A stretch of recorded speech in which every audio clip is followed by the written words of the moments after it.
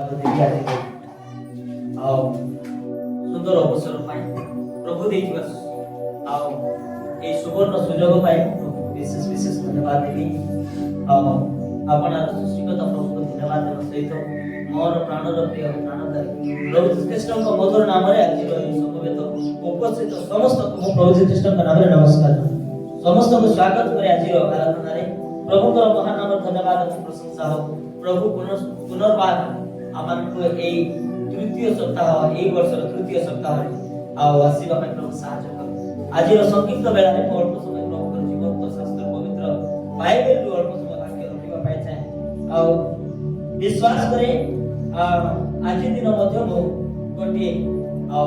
Theme गोटे प्रसंग किसी वाक्य रखा चाहे प्रभु अनुग्रह करतु गत दिन में आम गोटे वाक्य आलोचना करूँ जेहेतु कौन वाक्य रखी प्रथम सप्ताह में रखी जे आत्मिक भाव में जब बचार अच्छे प्रभु श्रीकृष्ण कहले मनुष्य रोटी बचब ना किंतु ईश्वर को मुखर निर्गत प्रत्येक वाक्य से कौन कर बचब मातीय चार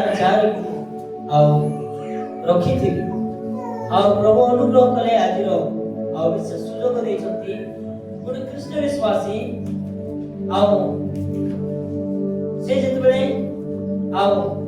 बंचिबा पाए गोटे द्वितीय विषय मुझे चाहे जो 2024 मसीहा प्रभु आम को आज वास्तव सुजोग भी प्रभु जेहेतु आमर कृष्ण विश्वासी भाव में बंचार गोटे शैली सब रखा चाहे गोटे कृष्ण विश्वासी को गोटे धार्मिक व्यक्ति कह जाए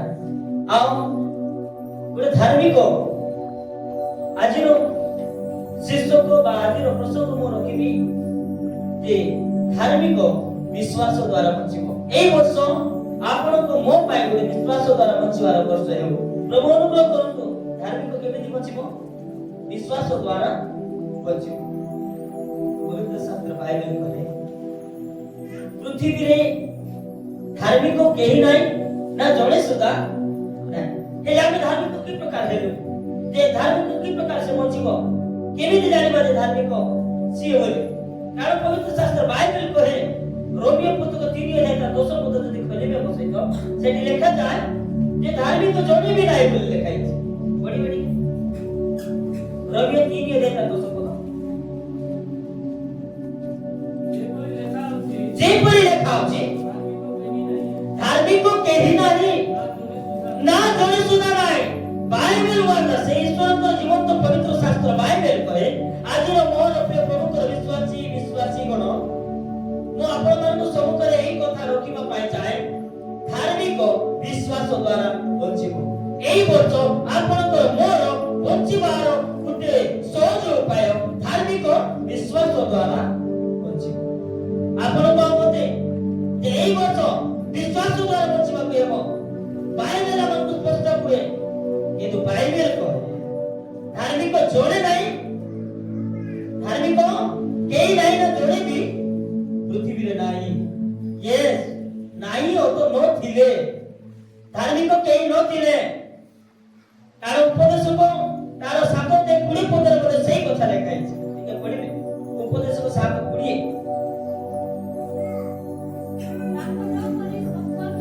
पाप न करी सत्कर्म करे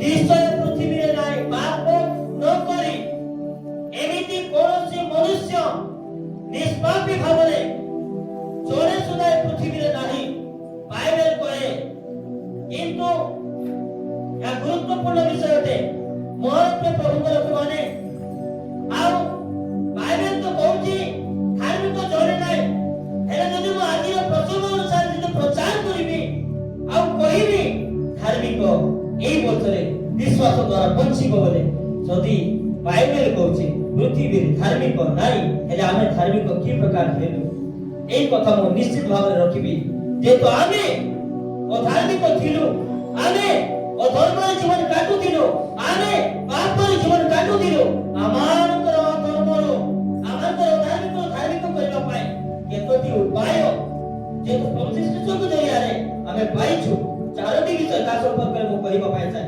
प्रथम विषय कहबी आमे धार्मिक गणित हेबा पछरे आमे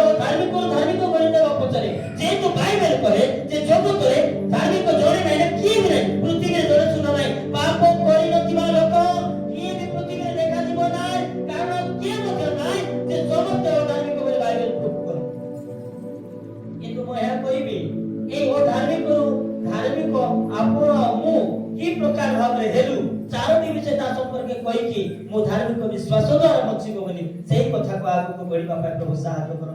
प्रथम विषय हमें विश्वास द्वारा धार्मिक गणित हेबो। नंबर 1 ध्यान दे सुनता। नंबर 1 प्रथम विषय जहाँ की लिखा जाए रोमियो 5 अध्याय 1 पद ठीक है पढ़े। रोमियो 5 अध्याय 1 पद অতএব विश्वास द्वारा धार्मिक गणित हेबारू आमे माने आम मान को प्रभु यीशु ख्रिस्टन को द्वारा और प्रभु यीशु मसीह की हालेलुया। पवित्र शास्त्र बाइबल पढ़े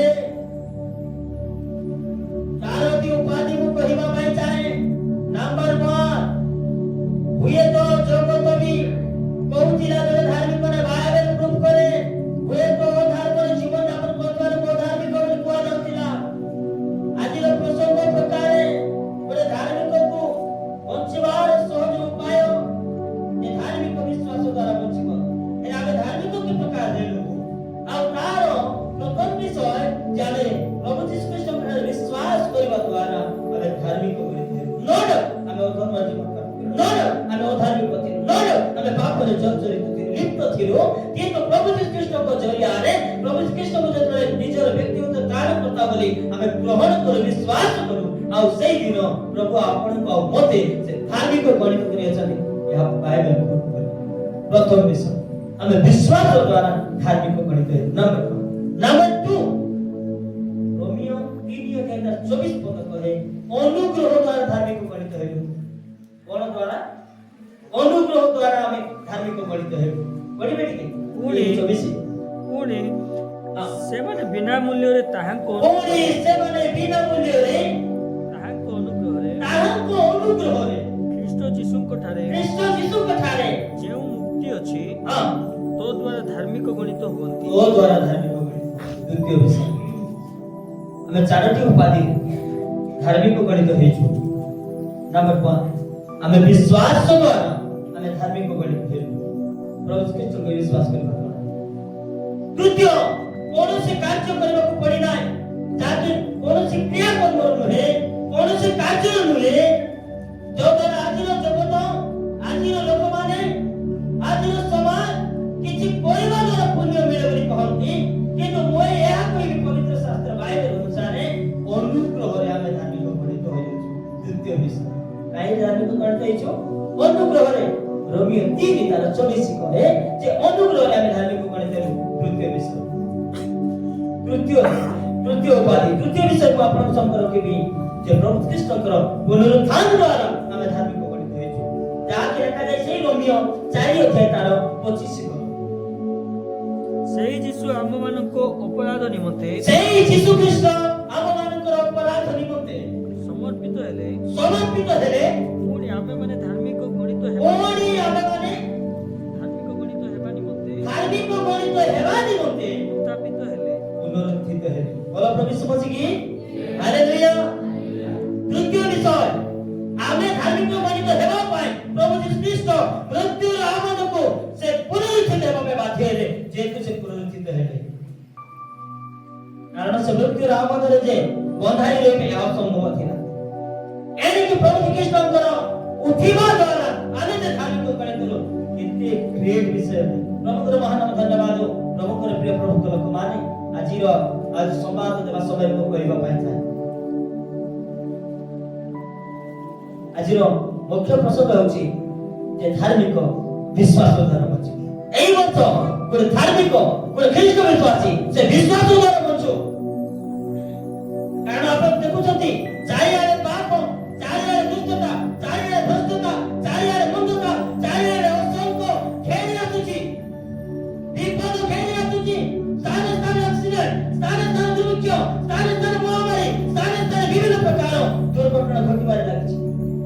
ଆମେ ଜାଣୁ ନା ଏ ବର୍ଷ କି ପ୍ରକାର ଥିବ କିନ୍ତୁ ତାରି ମଧ୍ୟରେ ଆପଣ ମୁଁ ଜୀବିତ ଅବସ୍ଥାରେ ପ୍ରଭୁ ରଖିଛନ୍ତି ଖ୍ରୀଷ୍ଟ ବିଶ୍ୱାସୀ ହନ୍ତୁ ଏଣିକି ମୁଁ ଆପଣଙ୍କୁ ଏନକରେଜ କରିବା ପାଇଁ ଚାହେଁ ଆଜି ଉତ୍ସାହ ଦେବା ପାଇଁ ଚାହେଁ ପବିତ୍ର ଶାସ୍ତ୍ର ବାଇବେଲରୁ ଯେ ଆପଣ ମୁଁ ଧାର୍ମିକ ଗଣିତ ହେଇଛୁ ଧାର୍ମିକ ବିଶ୍ୱାସ ଦ୍ୱାରା ଏହି ବର୍ଷରେ ବଞ୍ଚିବାର ସହଜ ଉପାୟ।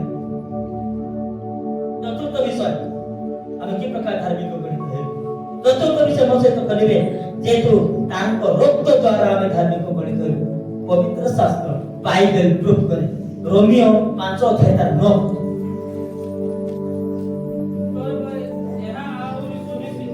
ଅତଏବ ଏହା ଆହୁରି ସୁନିଶ୍ଚିତ ଯେ ଆମେମାନେ ଏବେ ତାଙ୍କ ରକ୍ତ ଦ୍ୱାରା ଧାର୍ମିକ ଗଣିତ ହେବାରୁ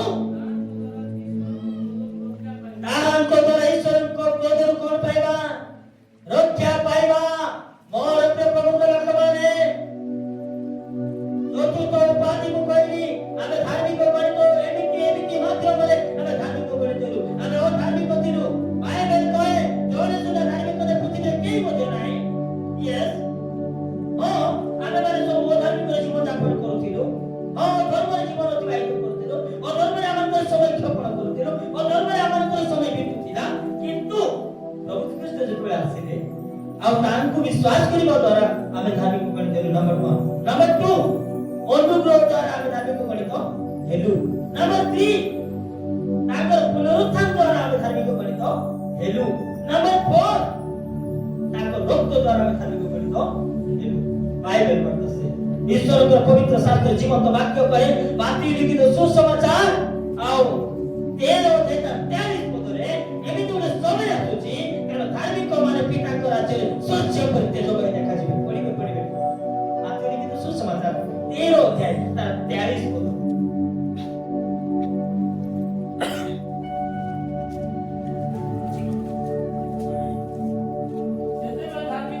ଯେତେବେଳେ ଧାର୍ମିକ ମାନେ ସେମାନଙ୍କ ପିତାଙ୍କ ରାଜ୍ୟରେ ଭଲ ବିଶ୍ୱାସୀ କି ହାଲେଲୁୟା।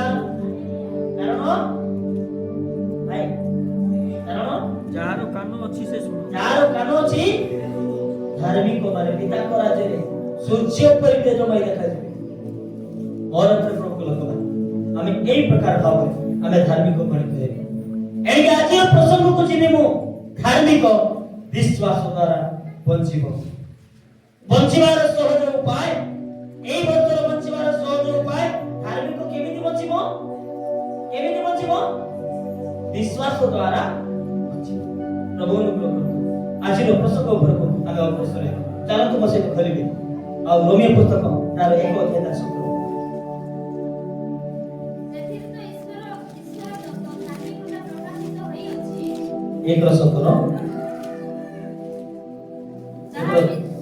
ସେଥିରେ ତ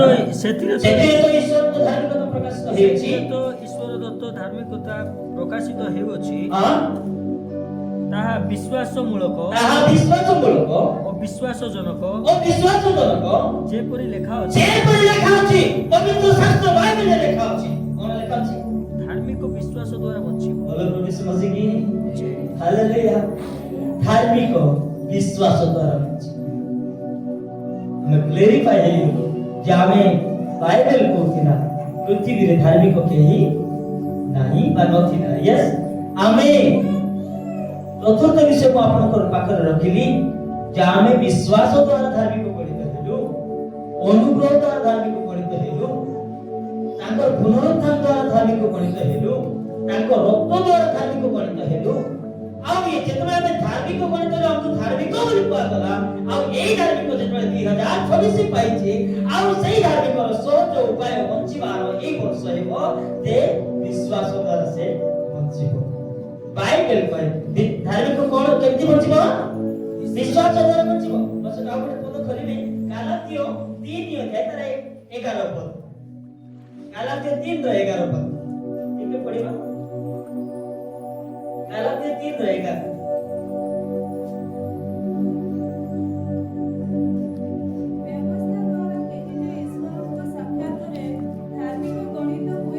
ବ୍ୟବସ୍ଥା ଦ୍ୱାରା କେହି ଯେ ଈଶ୍ୱରଙ୍କ ସାକ୍ଷାତରେ ଧାର୍ମିକ ଗଣିତ ହୁଏ ନାହିଁ। ଏହା ତ ସ୍ପଷ୍ଟ। କାରଣ ଧାର୍ମିକ କେମିତି ବଞ୍ଚିବ? ବିଶ୍ୱାସ ଦ୍ୱାରା ବଞ୍ଚିବ।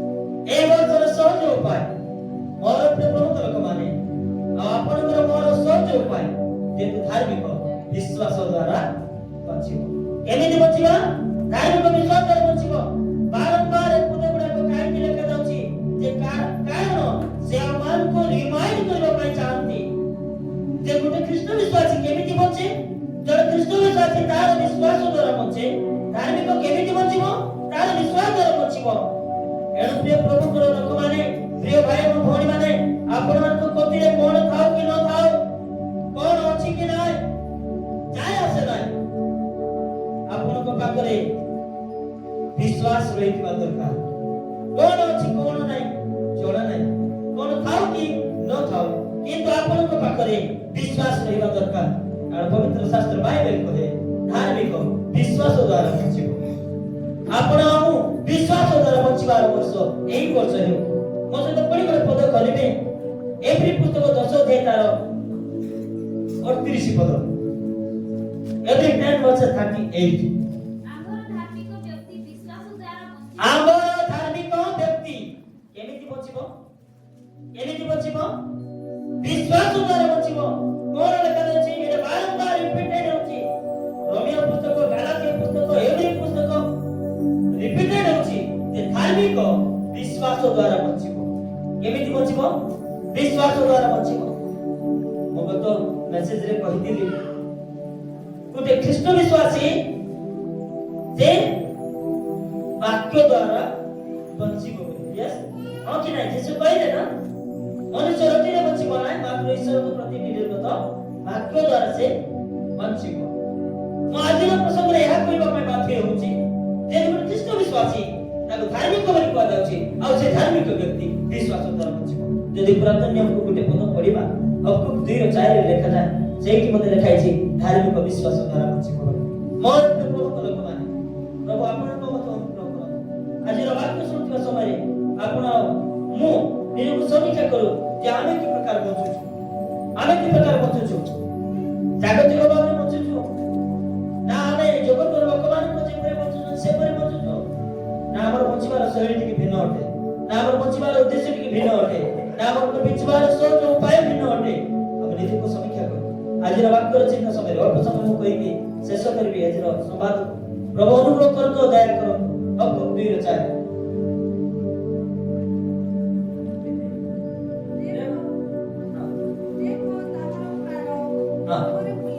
ତାର ପ୍ରାଣ ଗର୍ଭରେ ଫୁଲିଅଛି, ତାହା ସରଳ ନୁହେଁ, ମାତ୍ର ଧାର୍ମିକ ଲୋକ ଆପଣା ବିଶ୍ୱାସ ଦ୍ୱାରା ବଞ୍ଚିବ। ଗୋଟେ ଧାର୍ମିକ ବ୍ୟକ୍ତି କେମିତି ବଞ୍ଚିବ? ବିଶ୍ୱାସ ଦ୍ୱାରା ବଞ୍ଚିବ। ପ୍ରଭୁଙ୍କର ପ୍ରିୟ ଲୋକମାନେ, ଦେଖନ୍ତୁ ଏଇ କଥା ବାରମ୍ବାର କାହିଁକି ଲେଖାଯାଉଛି? ବାରମ୍ବାର ସେଇଟା ହେଲା ଅନେକ ଲୋକ ଗର୍ବରେ ଫୁଲିଛନ୍ତି କିନ୍ତୁ ଧାର୍ମିକ ଗର୍ବରେ ଫୁଲି ନାହିଁ। ଧାର୍ମିକ ପାଖରେ କଣ ଅଛି କି ନାହିଁ, ତାର ମୂଳ ପୁঁଜି କଣ? ମୂଳ ପୁঁଜି ହେଉଛି ବିଶ୍ୱାସ। ଆଉ ଆମେ କେମିତି ବଞ୍ଚୁ? ଧାର୍ମିକ ବିଶ୍ୱାସ ଦ୍ୱାରା ହିଁ ବଞ୍ଚିବ। ଆଉ ଗୋଟେ ଧାର୍ମିକ ବିଶ୍ୱାସ ଦ୍ୱାରା ବଞ୍ଚିବା ଦରକାର। ପ୍ରଭୁ ଅନୁଗ୍ରହ କରନ୍ତୁ, ଦୟା କରନ୍ତୁ। ଯେ ବିଶ୍ୱାସ, ବିଶ୍ୱାସୀ କେତେବେଳେ ବିଶ୍ୱାସୀ ଆସିଲା? କେତେବେଳେ ବିଶ୍ୱାସୀ ଶବ୍ଦ ଆସିଲା? ପ୍ରେରିତ 2:44 ପଦରେ ଗୋଟେ ପଦ ଲେଖାଇଛି। ପ୍ରେରିତ 2:44। ବିଶ୍ୱାସୀ କେତେବେଳେ? ମାତ୍ର ଯେଉଁମାନେ ବିଶ୍ୱାସ କଲେ।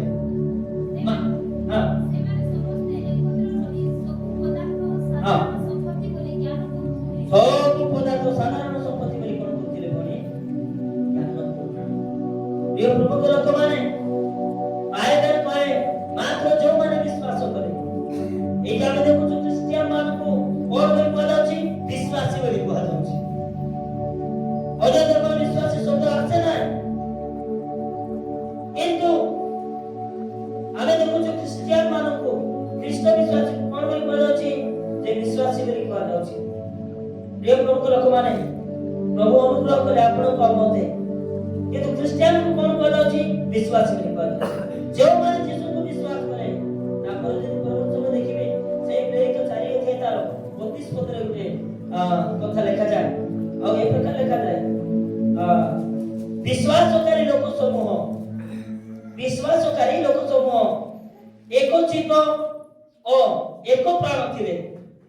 ସେମାନଙ୍କ ମଧ୍ୟରୁ କେହି ହେଲେ ଆସ୍ଥାର ସମ୍ପତ୍ତି ମଧ୍ୟରୁ କିଛି ନିଜର ବୋଲି କହୁନଥିଲେ, କିନ୍ତୁ ସେମାନଙ୍କର ସମସ୍ତ ବିଷୟ ସାଧାରଣ ଥିଲା। ଯେତେବେଳେ ସେମାନେ ଯୀଶୁକୁ ବିଶ୍ୱାସ କଲେ, ଯେତେବେଳେ ବିଶ୍ୱାସୀ ବୋଲି ଗଣନା କରାଗଲେ, ତା ପରବର୍ତ୍ତୀ ସମୟରେ ସେମାନେ କଣ? ବିଶ୍ୱାସୀକାରୀ ଗଣ ଲେଖାଇଛି ନାଇଁ?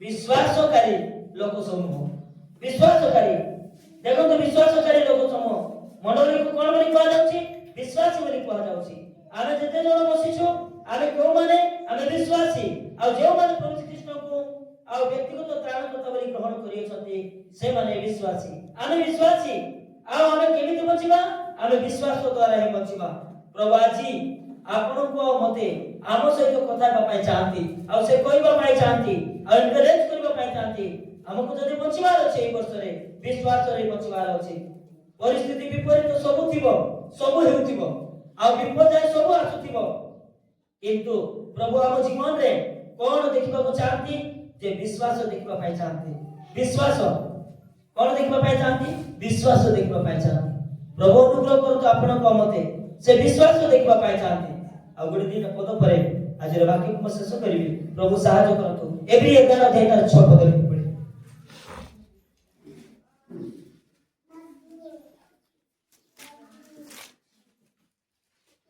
आउ विश्वास बिना ताहांको संतोष पात्र हेबा असंभव और विश्वास बिना प्रभु को प्रति की जे आसुची से विश्वास करिया दरकार कारण केति बंचिबा आमे प्रभु काहे ने संतुष्ट होंती विश्वास से संतुष्ट होंती आपण प्रार्थना करबा समय विश्वास करतो आराधना करबा समय विश्वास करतो दान आ करबा समय विश्वास करतो जे गुणे विश्वासी से विश्वास करबा के प्रचार करबा समय विश्वास करतो विश्वास रहिबा दरकार प्रिय भाई और भौणी माने प्रभु अनुग्रह करतो आमे एक प्रकार विश्वासी हेबा जे परि मोर विश्वास देखि से भी विश्वास करिवो मोर विश्वास देखि अन्य माने विश्वास करिवे प्रभु श्री कृष्ण करे कहिले तोर एडे बड़ विश्वास ईसाई और जण लोक को से देखुछते भेटुछते कहउछते तोर एडे बड़ विश्वास रो माप से करूछते गुडे पद पढिके आमे समस्ते आउ चक्षु बंद कर दिबा माथि लिखित सुसमाचार 8 अध्याय 10 पद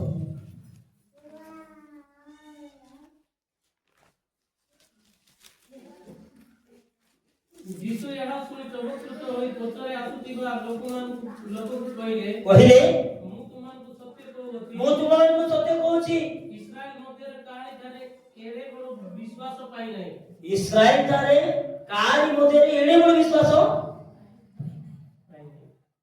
एडे बड़ विश्वास प्रभु जी कृष्ण विश्वास रो साइज को कहउछथि तुमर एडे बड़ विश्वास जेमिति कहबे तार जेडेटा माने जेडेटा विश्वास जेडे तार प्रभु सेडेटा जेडे बड़ विश्वास सेडे बड़ साध्य मिले तो प्रभु को महान नाम धन्यवाद हमें एक प्रकार विश्वास हेबा जे समस्त विषय में विश्वास करि पछबा ए वर्ष रो बचिबार सहज उपाय धार्मिक विश्वास द्वारा बाइबल एनी के हमें धार्मिक गणित होइछु हमको धार्मिक बोली बाइबल कहे एनी के आसु प्रिय प्रभु के लोक माने एतबेला माने हुए तो हमें जेमिति सेमिति पते हमें पहुंचुथिलु किंतु आज रो प्रसंग अनुसार मापन के या कहबी गोटे धार्मिक विश्वास द्वारा बचिबा आ सेही धार्मिक रो सहज बचिबार सहज उपाय अछि धार्मिक विश्वास द्वारा बचिबो प्रभु आज रो संक्षिप्त अनुचिंता दे समस्त को प्रभु आशीष प्रदान